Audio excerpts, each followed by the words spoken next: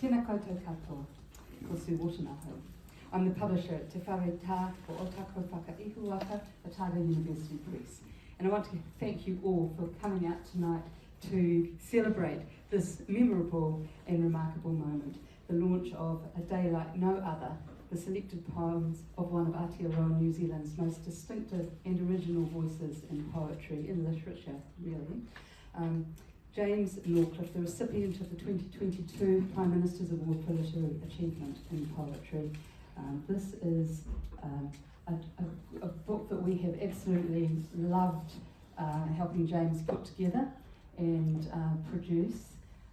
James, as you know, is a true gentleman and a scholar, as well as a wonderful poet, and it's been an absolute pleasure to work with James on this beautiful book. It's a pretty auspicious moment, not just because of the book, but also because James has very recently celebrated an auspicious birthday. And so a little something for you. Not another candle.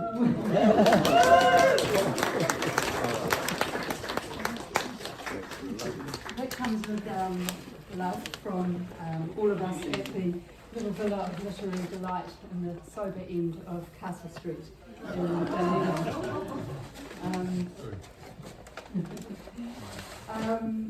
Yeah, happy book birthday, happy birthday. Yes, congratulations from all of us. Fiona, Mel and Meg, my colleagues, we are here in spirit. And yeah, as I've said, we will love working with you on this book, James. I want to acknowledge a few people, Claudia and the team at Scorpio Books, for your hospitality this evening, and also for being such darn fine booksellers. Informed and passionate booksellers are vital to the nourishment of an informed, passionate and progressive communities.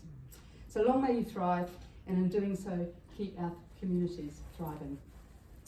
I want to acknowledge Creative New Zealand for a publisher's grant towards the production costs of publishing this book. I want to thank Raymond Harris for the beautiful painting that graces the cover of this book, which is such an appropriate piece of art, I think. It's, for me anyway, I looked at that and thought, oh, that's James. That's just so James. There's something surreal, something enticing, something slightly uncanny even, but magical and bright about that. And James is all those things. And of course you don't get bright without dark, and that's an important part of the work too. Yeah, what can we say about the book on the back? Perceptive and witty poems. They ring with clarity as they pay witness to the turn of the seasons, environmentally, domestically and politically. Their range of reference is both broad and local, as James sweeps his lens through time and space, as you know he does so well with his work, and with characteristic deftness zooms in and out on the peculiarities of our species and our planet. I would like to also give a big thank you to the publishers of James's 11 previous collections from which this work in his selected volume is drawn. And I would encourage you all to seek out the full collections, which I think you will want to do when you start dipping into the selected volume. There'll be collections in here that you maybe haven't read yet, and you should read the whole thing. These are, it was hard, wasn't it, selecting what should go in this volume. We've tried to make this book a whole unto itself, and yet give a really good representative selection from James's previous collections. If I do say so myself, I think it's worked really well. Anyway, a big thank you to the previous publishers of The Sportsman and Other Poems, Rights of Admission in 1987, that was Hard Echo Press. Hazard Press in 1993 published Letters to Dr. D. Victoria University Press in 1998 published A Kind of Kingdom, and in 2016, Dark Days at the Oxygen Cafe. Great names, great titles, every single one. 2003, Southern Valley Press published Rat Tickling. In 2005, Canterbury University Press published along Blueskin Road. In 2007, Auckland University Press published Villon in Millerton. In 2012, James Norcliffe's manuscript for a collection was a Proverse Prize finalist and was published by, the book was published by Proverse Hong Kong in 2012. It's called Shadow Play, and it is available in print, print on demand, ebook and audio book versions worldwide. And then we get to the more recent years, 2019 and 2023, and if I may give a nod to our own publishing house, 2 books published by Otago University Press, Deadpan and the wonderful Letter to Oumuamua in 2023. Significant body of work, and as I say, I really encourage you to go back through those full volumes that are listed in the book and seek them out, read them, and get the full sense of the oeuvre that James has contributed to our poetry world. It's really quite remarkable. He well deserves this selected volume. Right. Enough of that. I am going to hand over the microphone and just introduce quickly Erik Kennedy, who probably needs no introduction to most of you here. But Erik Kennedy, he is going to officially launch the volume. Poet extraordinaire in his own right, author of the Ockham shortlisted There's No Place Like the Internet in Springtime in 2018. Another Beautiful Day Indoors, 2022, and another Ockham shortlisted collection last year, published last year, Sick Power Trip, available for sale over there. Currently shortlisted for the 2026 Mary and Peter Biggs Poetry Prize at this year's Ockhams. So, without further ado, congratulations again, James. It's really been an honour working with you, a real privilege, and a great pleasure. He's a very funny man. Which is why we published a hard case for a hard case. Anyway, I'd like to introduce Erik Kennedy. Thank you all for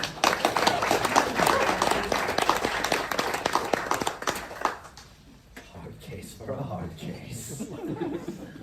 That's how you ended. Anyway, no mai, haere mai, kia ora koutou katoa, ko Erik Kennedy aho. I'm Erik Kennedy, a poet, critic, editor and performer. Welcome to the launch of A Day Like No Other, Selected Poems by James Norcliffe, published by Otago University Press.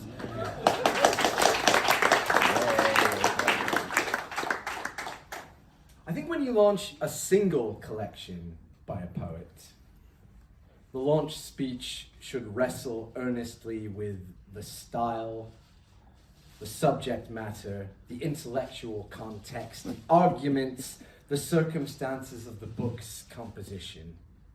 It should be public-facing criticism. At least that's how I approach a book like that.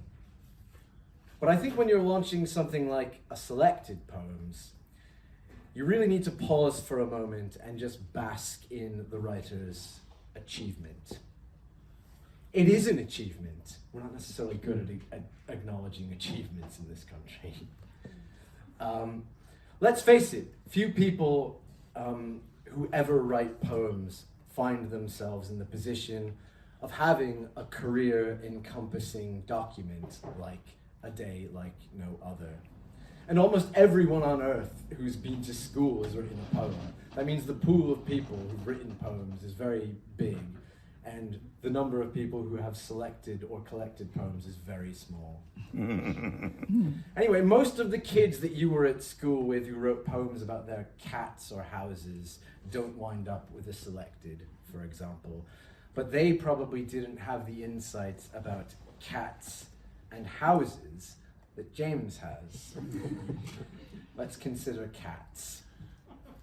In The True Story of Soap, James invents a new theory of hygiene that he derives from his observations of felines.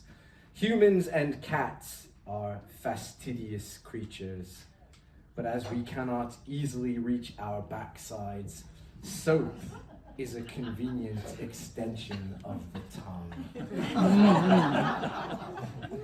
Let's consider houses. In Indwell This House with Joy, James captures that eerie sense you sometimes get that homes are full of this like miasma of their occupants' feelings, as if the joy of the poem's title is actually something rather menacing. It is something far too easy to imagine among the skeletal framing of dwangs and naked joists, a pendular shadow, dark and slow moving across the grey concrete and up the walls and back again. Look, this is not the kind of work that anyone could write, so it's a slightly unfair comparison to put James alongside every Tom, Dick, and Harry who's ever written a line. But the thing is, most poets who publish books don't come anywhere near as selected either. In fact, I believe I once read this horrifying statistic that the most common non-zero number of books that a published poet will write is 1. And I know it sounds like exactly the kind of made-up stat that I love, but it is a figure that indirectly tells us 2 truths. So first, you have to have things to say. For years and years, all of James's literary street cred and contacts and mana wouldn't count for much if he up and stopped writing poetry one day. If there weren't new poems coming, there wouldn't be new books, and we wouldn't be here tonight looking at this beautiful object. On average, throughout a 4-decade career, a new James Norcliffe volume has come along with greater frequency than the World Cup, which I also look forward to, and American elections, which I do not look forward to. No, I do. And bear in mind that all this poetry has been produced alongside an impressive body of fiction, both for like adults and young readers. A lot of poets of my acquaintance these days are turning to novels, fine, but they're doing it at the expense of poetry. I name no names. James has had the thorough decency throughout his career to never do this. A lesson, I say, for the poets who think they've moved on from poetry. Now, the second truth is this. It's fine and dandy to have things to say, but you have to say them well, I think. In my short foreword to this book, I drop some not so subtle hints that I think James's work is getting better and better. A quote is, "I believe he keeps getting better and better." So that's not, you can see why I say that's not that subtle. But this is a key part of why there's a demand for a Norcliffe Selected. Because his poems are relevant, psychologically compelling, quietly and loudly political, concerned with history and our place on the planet and in the cosmos. A Day Like No Other brings into focus just how frequently he shoots for and hits the difficult, high-value targets. This is a quote: "A poem is the very image of life expressed in its eternal truth, according to Shelley. I'm always inclined to give Shelley the benefit of the doubt, and I'm inclined to say that James has always discerned the importance of the eternal." Why am I laboring over what may seem like obvious points? Write good poems for a long time, become a legend in your like literary community. The reason is because I worry slightly that we take James Norcliffe for granted. Because he gets on with his task. He builds up others. he enables. He has what I might describe as a bred into the bone West Coast modesty. He doesn't trumpet his successes. It's hard to imagine him even puckering his lips near a boasting trumpet, an instrument that I made up. In the poem The Death of Seneca, James writes, "Such a gesture of indifference, the shrug, indifference with a hint of disdain." I think there might be in James a certain shruggy indifference, not to literature, no, but to some of the trappings of official literary culture. And then we buy into it too, and we're all like, well, maybe milestones don't matter that much, the work's what matters. Not tonight! Not on my watch. Tonight, we do celebrate a milestone. Series of metaphors coming now. You should tell a cheetah that it's fast. Tell a bird of paradise flower that it's colorful. Tell a diamond that it is very hard. And you should tell a poet like James Norcliffe that his work is penetrating and memorable, beautiful and alarming. I trust you will all say such things to James in the signing queue. As Sue alluded to, it is noteworthy that the publication of A Day Like No Other was timed to coincide with a significant round number birthday for James. There are perhaps a few more poems about aging and mortality in the recent collections. In my foreword, I write that James understands that, quote, death is a package holiday we all have booked for us. But I think my favorite James Norcliffe aging poem might be a slightly earlier one, and it's from Along Blueskin Road from 2005. I'm going to read the whole poem. It's not very long. It's a banger. Lone Pine Quarantine Point, which for those who've already bought is page 80. This headland has been given to me. I have given the storm my voice, my needles, and crouched before it. The sea glitters before me, the hills rise about me, the whaleboats were beached in the little bay below. The shrouded bundles were shouldered up the cliff and given to the clay. It has been easy.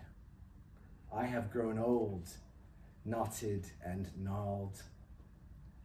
I have few gifts to give, sighs and needles, and when the sun goes down, shadow for these scattered mounds. So there's aging in there, we can see that. But also agelessness, stubbornness, endurance, and the decision to use one's endurance, whether you're a pine tree or an artist, to give comfort to those who aren't able to be with us anymore. It's gorgeous, isn't it? This is a long way of saying that this launch is also a kind of 80th birthday party for a poet who is here for us to offer shadows for these scattered mounds.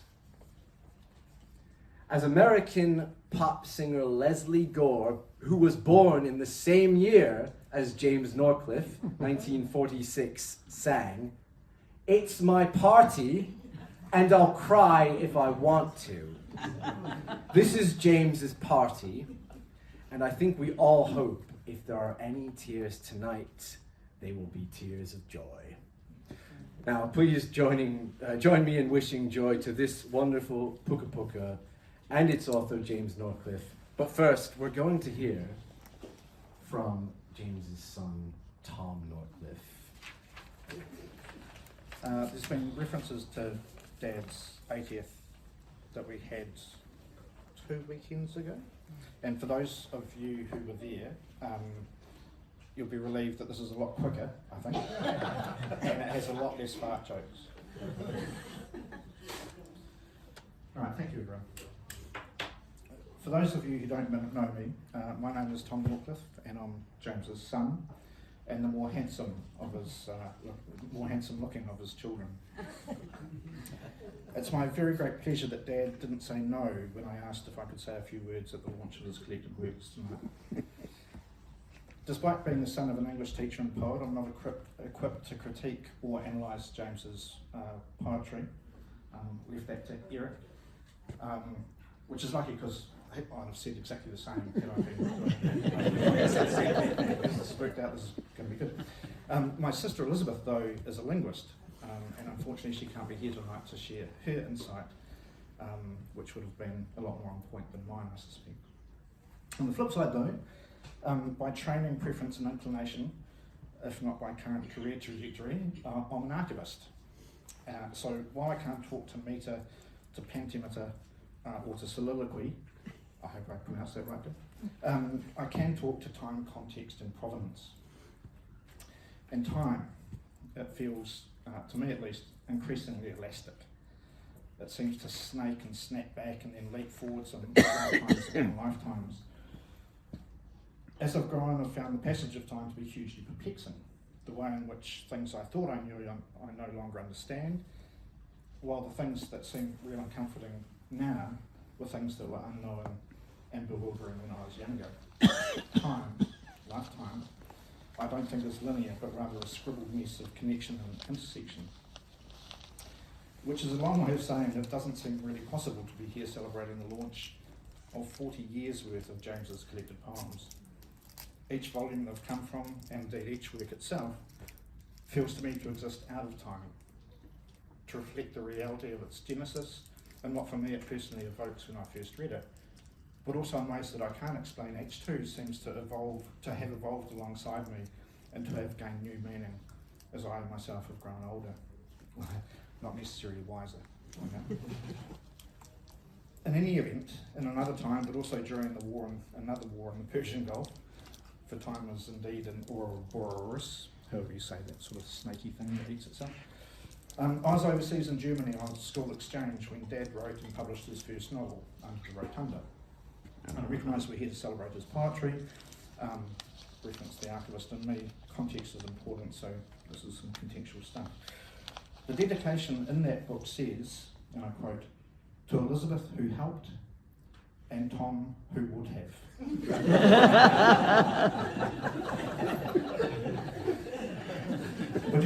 Which is a nice sentiment, because I'm sure I would have indeed.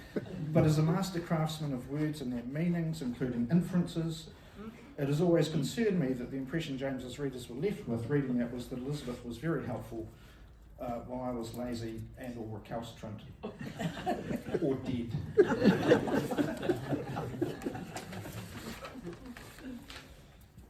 So the reason I bring this up now is to confirm that while the former may occasionally be true, and as far as I'm concerned the latter hasn't quite happened yet, I very much wanted to help launch this lifetime of collected work which is presented so beautifully, I don't have a copy, so beautifully in front of me. Now my name is actually Thomas, although I go by Tom all the time, unless Joan's telling me off, or my dearest friend Kate is telling me off, or Auntie Al is also telling me off.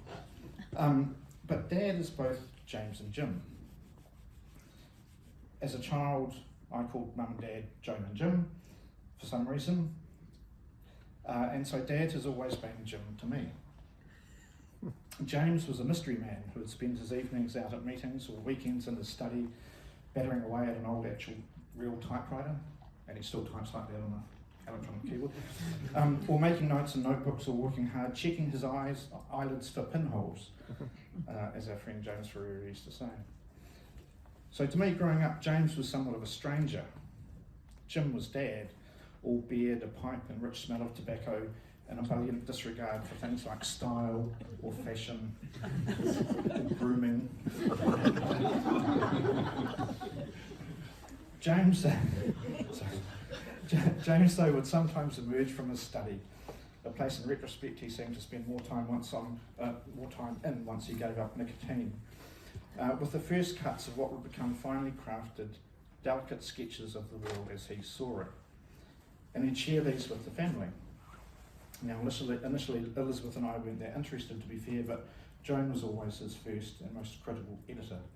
I'm just going to go off script and a bit of Trumpian stuff here, but it's a cliche to say that Mum was the wind beneath Dad's wings. It's terrible, so I prefer that she was more like maybe a strong zephyr underneath his armpits. In any case, coincident with Jim and Joan decided to take the family all the way to communist China in the middle of the 80s, James Norcliffe's first book of poems, The Sportsman and Other Stories, was published. And even as a 10-year-old, I remember being so very proud of him. And also, funnily enough, as a 10-year-old, I could recognise his own sense of pride and accomplishment in that achievement. And as a 10-year-old, I laughed at the cover, which had a first five kicking the head off a teammate who was lying down holding the ball still and nailing the kick through the distant uprights, which was the guy's head. Horrendous cover. Now, James's poem in that collection, The Sportsman Drops a Goal, remains one of my favourites. It's a brief sketch of a rugby player scoring a drop kick, where James decomposes the various elements involved, the ball, the boots and supporters' scarves to their source. Pig bladder, cow leather, sheep's wool. It appeals to my sense of humour, which is not surprising since I inherited that from him. Time though, huh?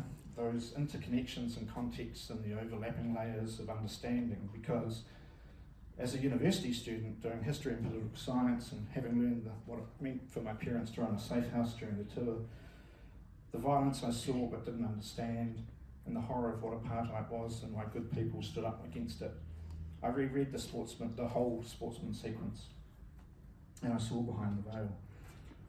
James says of the Sportsman, he did not tax God with awkward questions that could interfere with sport. It's interesting and vaguely dislocating thing to see your parent and their politics and their values on a page in a book that's been in your world for some years, and to recognise it for what it was, both then when I enjoyed the humour and more recently then when I recognised the anger. And that has been my journey since Dad's second book was published, Letters to Dr. D, which was released as I was starting varsity. Reading the same poems then and more recently then and now, time elapsing is complicated, and seeing their layers unfold, recognising the public and private meanings and the glimpses, the treasured glimpses of my family and the imagery or hinted at behind the words, or knowing the secret of the inspiration that only we lived, it's been an important journey and a hugely meaningful one. I've always maintained that we all have soundtracks to our lives. Lucy, Joan and I all have James's lyrics alongside the music we've collected along the way, and they're a gift and treasure beyond what this room or the world may be being recognised. I've mentioned my pride just now. Pride in James's evolution and his commitment to his craft and to the community that he found and became core to. Beyond his output and invisible beyond the family walls are the days and months of devotion to the world of letters. His Prime Minister's Award is rightfully earned and a testament to the unseen and the unheralded. But my pride is deeper than this. It's the way in which each of us, Joan, Elizabeth and me, despite who the reports of my demise, were brought into the stories James' poems depict. We lived with James, or we were there, or we got to shape or contribute to the vision or share the experiences with Jim, with Dad, before they became the polished yet gossamer delicate artefacts that they ended up on the page as. And a testament to this pride and the lived experience Dad welcomed his family into is the poem Beyond Millerton. I hope I pronounced that correctly. The sequence was inspired by a trip and friendship itself that was established through poetry and shared with Mum, who participated in it, and with me, who lived vicariously through it. And in the poem, the phrase, out in the Tasman the Koreans have built a city of lights.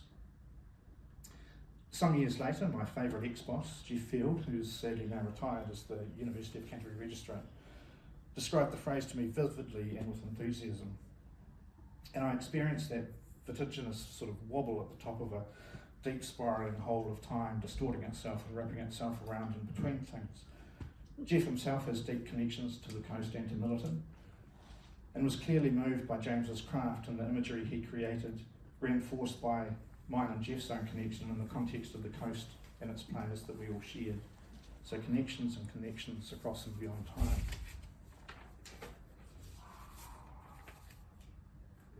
And so it turns out that it was wrong. James's Jim is dad. It's self-evident, obviously. The man is standing right there as a single individual, even if he does occasionally like to eat for two. Too much? Too much. But names do have meaning. Ursula Le Guin based an entire series around their sacredness, but it's taken time, a lifetime almost, for me to recognise that rolling interconnected layering of the James and the Jim and the Dad into the product and the output that we're here to celebrate tonight. And so it is that reason that I asked Dad if I might speak tonight to help launch this work.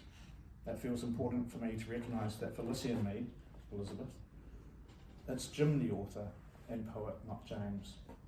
To tell Dad publicly, in front of his peers and his community, his friends and family, how proud we are both of him and in everything that he has achieved. And that the most precious gift we had as children growing up in Jim and Joan's house was sharing in the experiences and in the adventures and simply in the life of our family that in all their shapes and forms have ended up polished and refined as the stories on the shelves and now as the selected works of James Norcliffe.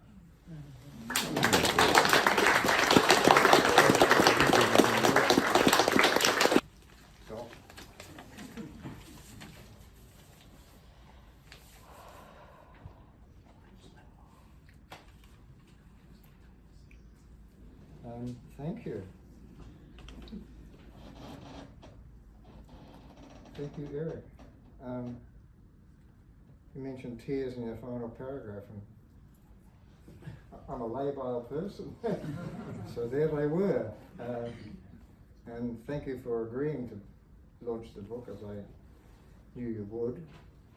And I knew you'd do a marvellous job, as you did such a marvellous job in introduction. So I'm touched and moved and flattened. Thank you, Tom, for your family review. That was just lovely. Thank you to Scorpio, this amazing institution. Sue's given her thanks. I'd like to add mine. Claudia and the team.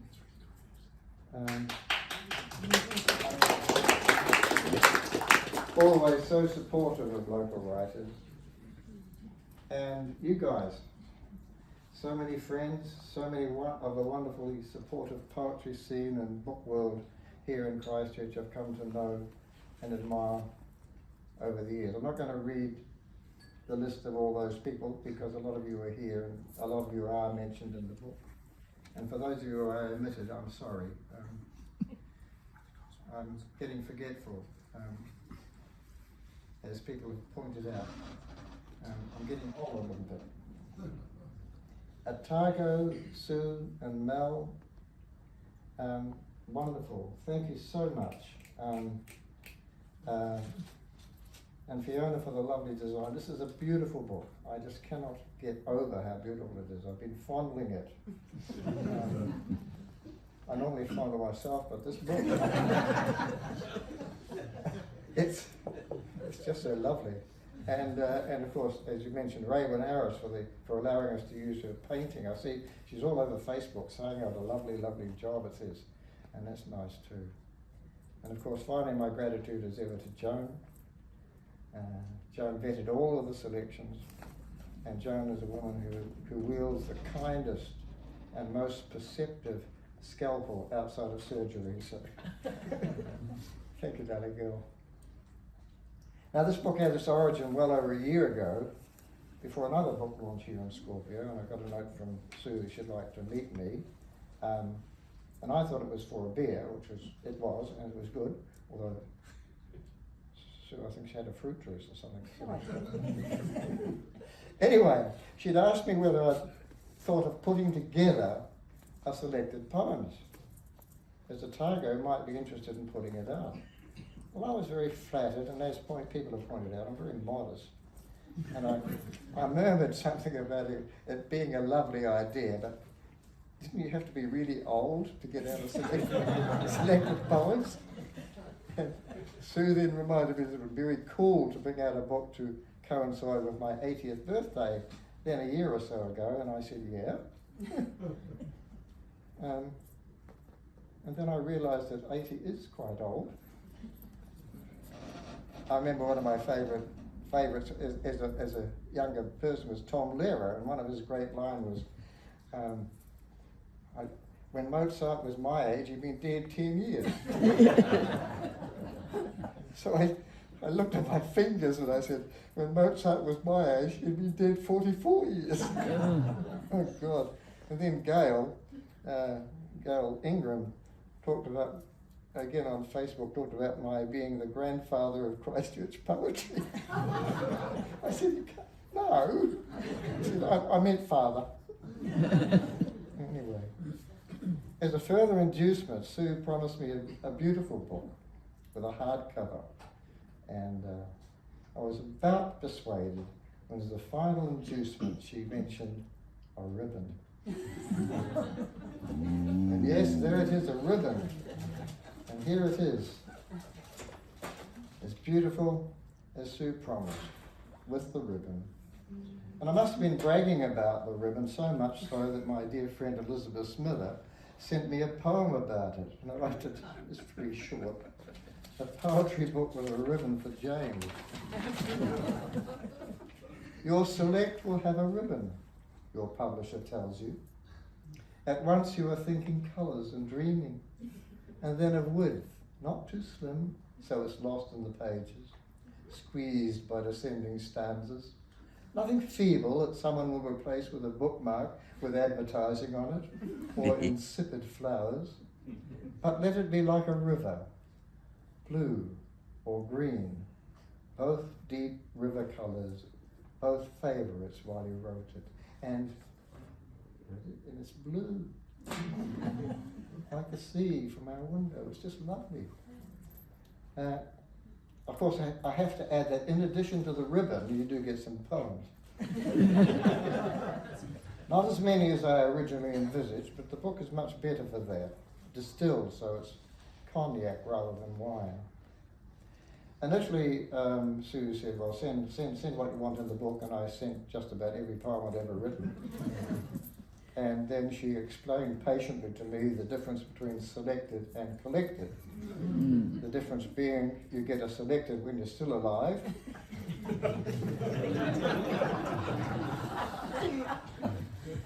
As Tom mentioned, my first collection was called The Sportsman and Other Poems. It was brought out by Warwick Jordan, Otago Press, Gulp, in 1987. When, as he mentioned too, Joan and I, with Tom and Liz, were living in China. So that's all but 40 years ago. Otago Press books were hand-set in a linotype process. The proofs were sent to China, printed several pages to a sheet on that soft yellow card. You might remember that. And I should have kept them, as most of the books fell apart as soon as the glue dried. For all of that, it included poems I'm still fond of, and like all my subsequent books, each book remains very special to me. So the poems in this book remain favourites of mine, and of Joan's, and Sue's, some with personal import or special meaning, some proven crowd pleasers, you have to write some of those, some retrieved from obscurity, and all thrown into this beautiful casserole pot where their different flavours and textures can mingle. We did want variety, and luckily I have many voices, as Erik elaborated on so eloquently and beautifully. Fanciful, at times metrical, whimsical, surreal, funny, tragic. And some of the poems are tragic too. For those of you with small children, I can assure you that there's no really bad language in the book. although there's a pleasing amount of bad taste. Enough. So I'd like to read. I said to somebody earlier on, I once went to a book launch where the proud new author read the entire book. Wow! I thought I'd read perhaps the shortest poem from each of them. Would you bear with me? Yes. The poem Tom mentioned I will read. It's called The Sportsman Drops a Goal. Surprising everybody and almost himself, he spun on his heel and swung savagely at the small bladder, which he knew with certainty comprised parts of pig. And with a swift boot made up, he knew with equal certainty, from parts of calf. He lifted the ex-pig high into the sky and sent it zinging between two posts of ex-tree. Whereupon the terraces erupted with brays, bleats, and exultant whinnies, and waved bits of sheep around in the colourful air. That was in the late 80s, and I was very, very angry, and still a type of rugby union. So, yeah. And from Dr. D, thank you, Quentin, for bringing this up. I'd like to read a poem from our time in China. I'm not going to gloss each of these poems because it would be interminable. Whole fish Sichuan style. We were told the story of a restaurant where people who were ransomed were fed a fish, and they watched carefully where they chose to put their chopsticks into the fish, and they could work out from that how much money to ask for. And those who went for the head, they were the ones you could ask most for. It has glanced through circles of lake water, danced in the air, circumscribed a whole marketplace within its perfect eye. Be careful what you choose. Your choice of head, belly, or tail would indicate your ransom.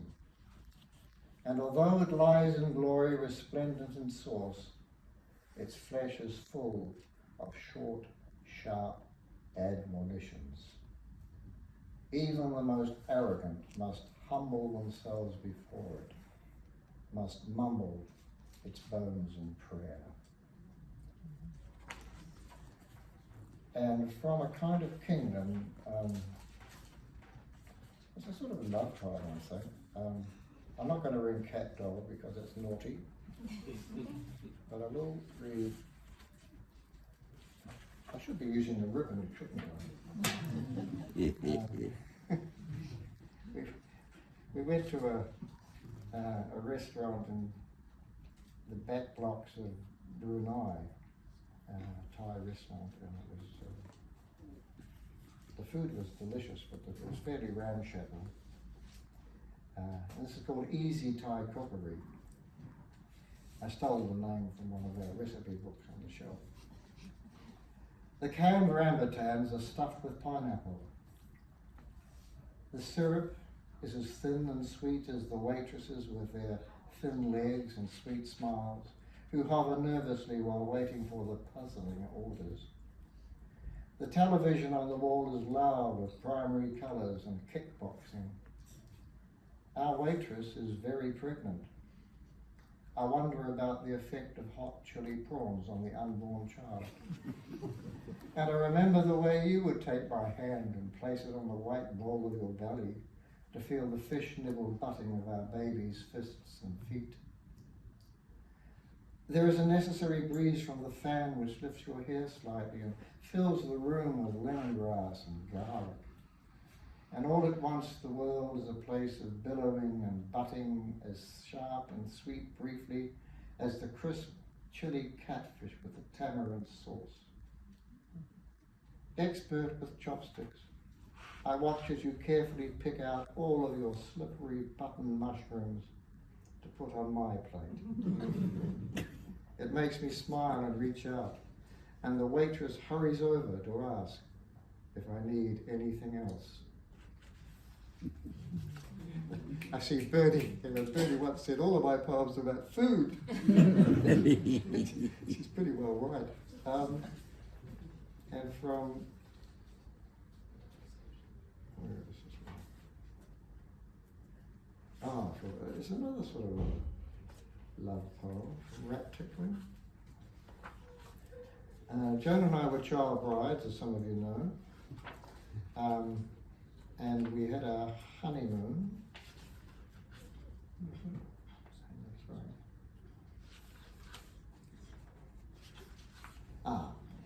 In a property my dad had out near Prebbleton before it became a suburb, and it was an old farmhouse.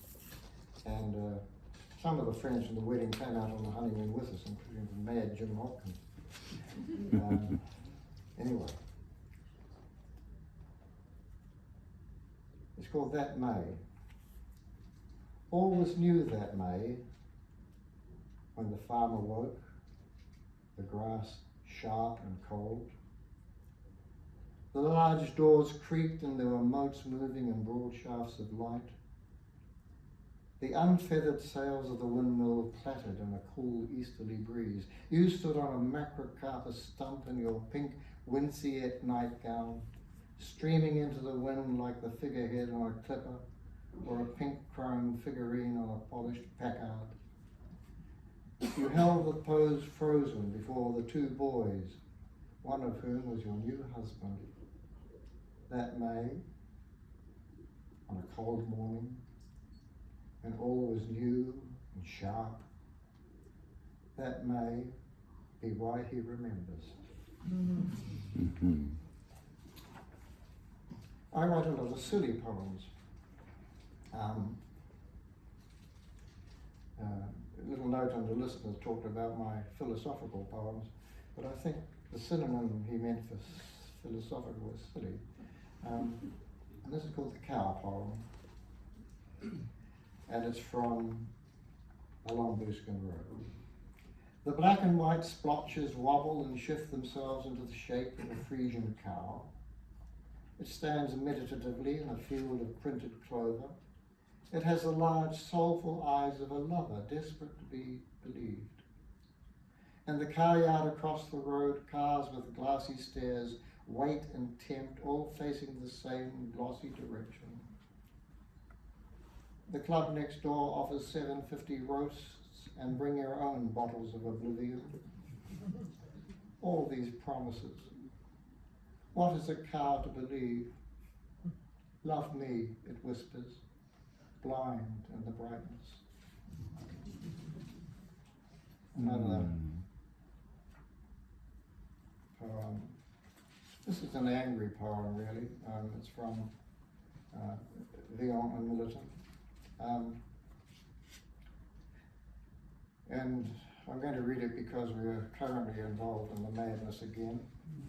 The madness is Iran this time. The madness then was Iraq. And this is called The Attack on Baghdad. In the evening, a rising wind knocked the black peaches from the laden branches. One by one they dropped, and some fell into the roses where thorns tore at their flesh. And some fell onto the bank and rolled down toward the river, gathering dust and bruises. The dark sand was stained black with peach blood. And when wasps arrived and were excited, the air crackled with their lust. That's a sort of an exercise in metaphor. Now, shadow plays.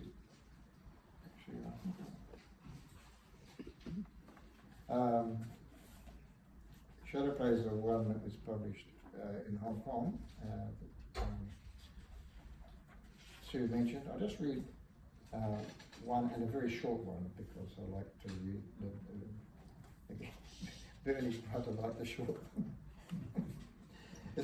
But I think I'm proud of this because I think it's the only poem ever written about an ATM. And I saw this in a guy in America. So lonely he pushed his card into the ATM, not for the cash, but for the conversation. So hungry he hungered after the bowl of the sky, the clouds of billowing rice, mocking and out of reach. All other food had disappeared, gone the way of discourse and dogs. Even the parking meters cold-shouldered each other. So cold, he wrapped his body in wool, his face in his hands, his breath in his fingers. So reasonable, he hoped to die in the cemetery to save the hearse, the bottle. When asked if he wanted another transaction, what else could he do but press that yearning arrow marked yes? And yes, he whispered, yes, wrapping his arms around the soft yellow light glowing behind the plastic cowling.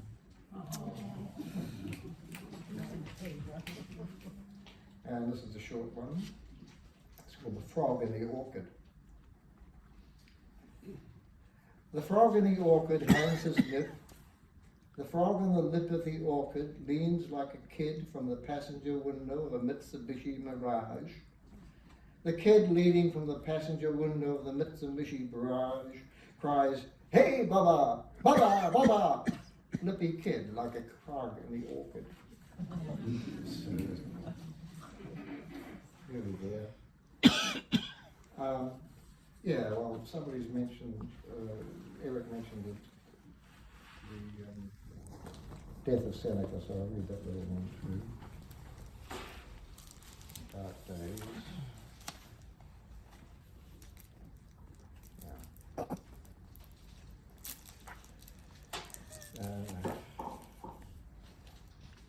Seneca was a Roman philosopher in the time of Nero, which is not a good place to be a philosopher, or a good time to be a philosopher. Such a gesture of indifference is the shrug. Indifference with a hint of disdain, and when the earth itself shrugs and picks pips from its teeth, nothing is different. All night the tremors came, rattling windows, shaking walls, cleaving stones and rolling them down hillsides. Fondly we believe that because we love this place and these gardens, now we are beyond shrugging, unlike Seneca, who when the emperor came rattling, ordered his servants to draw him a warm bath, bring him sharp blades, bring him pomegranates. Yeah. It's also about the earthquake, of course. Yeah. And Deadpan,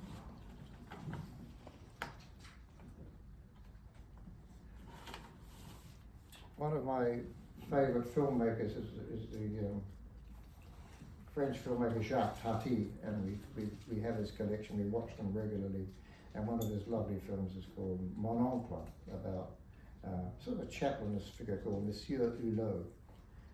He sort of gets things wrong all the time, but he's a charming guy. And this is he lives in a funny old lean-to apartment building in Montmartre, and his socially ascendant sister and her horrible husband, who's an industrialist, live in a modern home, and Tati hated modernism and modern homes and things. So here we are. Monsieur Hulot and the Canary. It's a great scene. Monsieur Hulot arranging the sunlight so that the canary will sing. How the light splashes over Montmartre.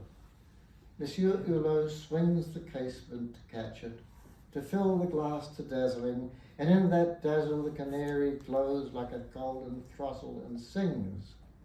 The window Monsieur Hulot sees is an on-off switch, a yes sing, no sing, light swing, shade swing thing, enough to make the canary mechanical. And Monsieur Hulot, bless him, divine, a king. And finally, I'll read the title poem.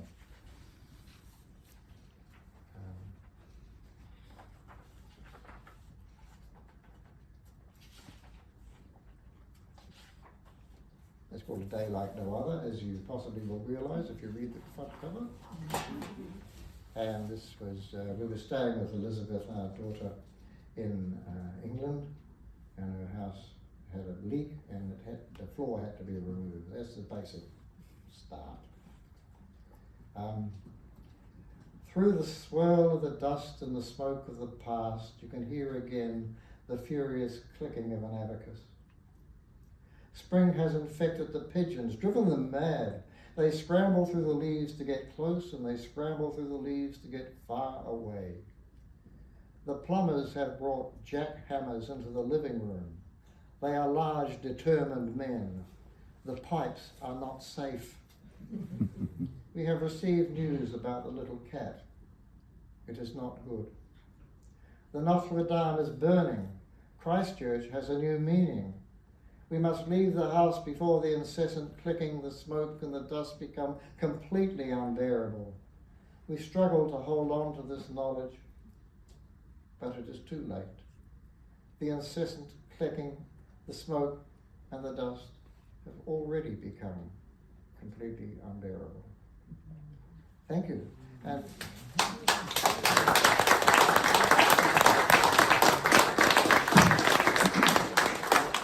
do hope this has been completely unbearable for you. It's been lovely for me. And thank you again, Sue and Erik and Tom and Claudia. It's been a lovely occasion. Thank you very much.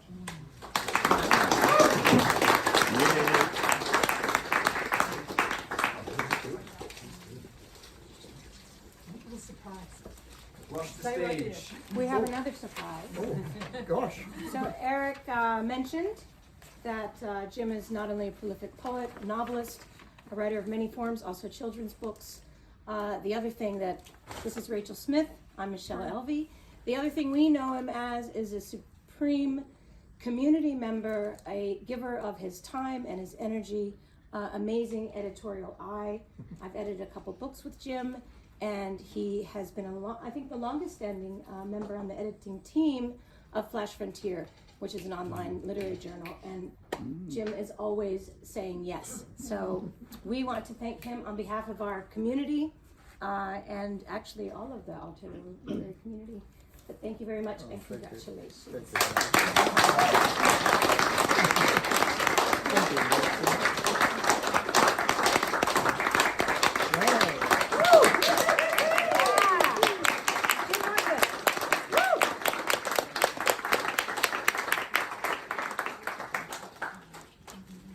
Claudia. Gladly. A big thank you to Sue and the team at Otago University Press and all our speakers this evening, Erik and Tom. Thank you so much. And please, one more big round of applause for James.